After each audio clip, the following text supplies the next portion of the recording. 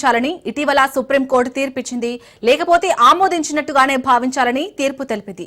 బిల్లుల ఆమోదంపై రాష్ట్రపతి గవర్నర్లకు కాలపరిమితి విధించడంపై రాష్ట్రపతి ముర్ము రిఫరెన్స్ కోరారు. తదుపరి విచారణ జూలై 29కి వాయిదా వేసింది.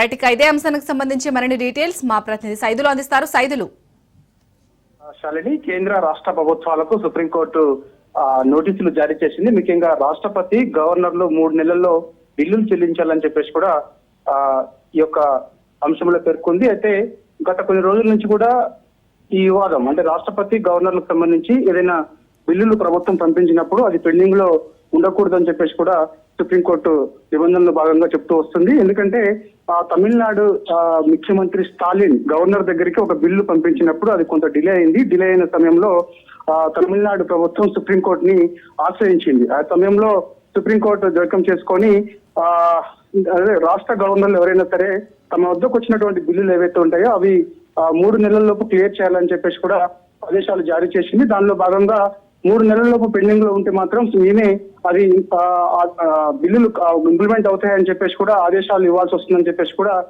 చెప్పడం జరిగింది. సో దీనిపైన వివరణ కోరుతూ రాష్ట్రపతి సుప్రీంకోర్టుకి లేఖ రాసింది. దానిలో భాగంగా సుప్రీంకోర్టు కూడా కొద్దిసేపటి క్రితమే కేంద్ర రాష్ట్ర ప్రభుత్వాలకు నోటీసులు జారీ చేసి ముఖ్యంగా రాష్ట్రపతి గవర్నర్లు 3 నెలల్లో బిల్లులు ఆమోదించాలని చెప్పేసి కూడా చెప్పడం జరిగింది. లేకపోతే ఆమోదించినట్టుగానే భావించాల్సిన వస్తుందని చెప్పేసి కూడా ఈ యొక్క తీర్పులో భాగంగా స్పష్టం చేసింది. సో ఇక రాష్ట్రపతి రెఫరెన్స్ కోరిన అంటే సుప్రీంకోర్టు రెఫరెన్స్ రాష్ట్రపతి ముర్ము కోరింది కాబట్టి తదుపరి విచారణ జూలై 29కి వాయిదా వేస్తూ కూడా సుప్రీంకోర్టు కొద్దిసేపటి క్రితమే ప్రకటన సుప్రీంకోర్టు కొద్దిసేపటి క్రితమే చెప్పడం జరిగింది. కాబట్టి మరి చూడాలి మరి అంటే మరి జూలై 29కి వాయిదా వేసింది కాబట్టి మరి ఎటువంటి తీర్పు సుప్రీంకోర్టు ఇవ్వబోతుంది ఏంటి అనేది కూడా తెలియాల్సింది. స్పష్టమైతే మాత్రం రాష్ట్రపతి వివరణకు సంబంధించి సుప్రీంకోర్టులో ఉన్నటువంటి ప్రధాన న్యాయమూర్తులందరూ కూడా చర్చించిన తర్వాత ఫర్దర్ గా ఒక నిర్ణయానికి వచ్చే అవకాశం కనిపిస్తుంది. ఎందుకంటే ఎట్టి పరిస్థితుల్లో కూడా గవర్నర్ రాష్ట్రపతి నిర్ణయాల్లో సుప్రీంకోర్టు జోక్యం ఏంటనేది కూడా రాష్ట్రపతి ప్రశ్న. దానిలో భాగంగానే